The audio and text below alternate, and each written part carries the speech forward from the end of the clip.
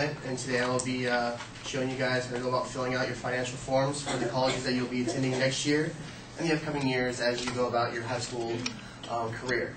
Now, eCampus, states that the FAFSA is the most used, along with the most important student aid form that you need to fill out. Not only does it require you to get free financial aid, but it will also sign you up for things as CalWORK programs, scholarships, and other types of grants that schools will send to you for financial aid and things like that. Now, my story here is of a student of mine who was in this exact same program with you guys, who went ahead and filed his FAFSA, who went and would go on to get scholarships, grants, and other types of work-study programs. He would go on to finish his bachelor's, eventually get a master's degree, and would go on to get a doctorate finally and become a teacher who has become very successful and loves his job, which all of you, I assume, would want to do in the upcoming life that you guys will have once you're out of high school and eventually out of college. The three things today that I will be informing you on, of course, will be what is required for filling out a FAFSA form, 2, tips on how to fill out your FAFSA form, and 3, finally, how to go about filling out the FAFSA form itself. The first thing you will do on this is you will collect a certain amount of things that you will need to fill out your FAFSA form. Some of this will be your ID or driver's license. You will also need your Social Security card, along with any of your banking information and monies earned, which includes your W-2 and 1040 forms from last year's taxes if you work. You will also need your parents' 1040 form and W-2 forms, along with their bank statements and any records of their monies earned as of last year. You will also go about needing the FAFSA form if you plan to fill it out and send it in, or if you go to FAFSA.edu.gov and you fill it out there, you will need a signature pin, which you can pick up at pin.edu.gov on the FAFSA site, where you can go about getting your pin for yourself and your parents to go out signing the FAFSA form. Let's see.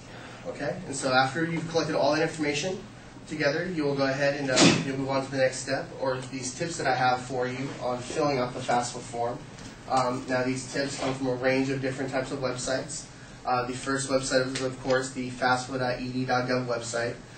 They suggest that you put all these forms together, like I've told you to collect.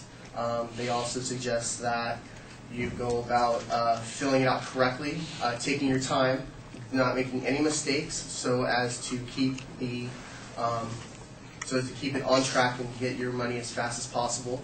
Along with that, they also suggest doing it online, because online takes 3 to 5 days as compared to mail, which does take 5 to 10. Along with that, the eHouse site suggests that you don't use any decimals or numeric or commas in the numeric sections of filling out your 1040 forms, so as to make sure that all of your 1040 forms are filled out correctly and none of your spacing is done incorrectly. Once again, to keep it from taking longer to fill out.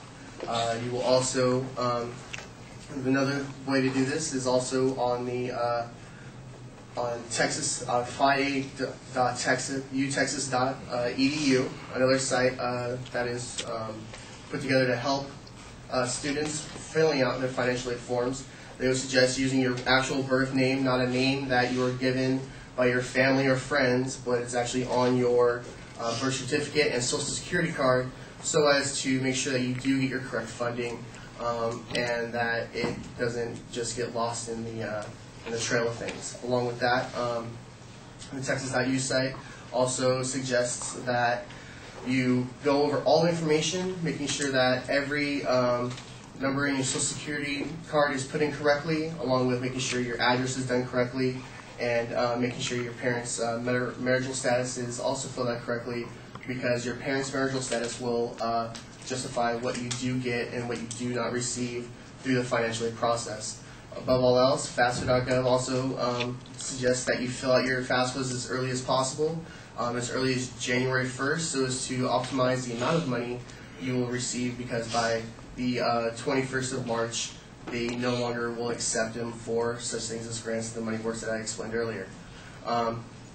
Now, after you've gone ahead and you've collected all those things and you've made sure that you've gotten all these tips down, what you'll go ahead and do is you will either log on to the federal aid site, which is fasfa.ed.gov, or you'll go to your local financial aid office of the college that you plan to attend, and you'll pick up the FAFSA form. You'll go ahead and go home, you'll get all this money together, you'll get all of your information together, and you'll sit down with your parents, and you'll go ahead and you'll start working this out.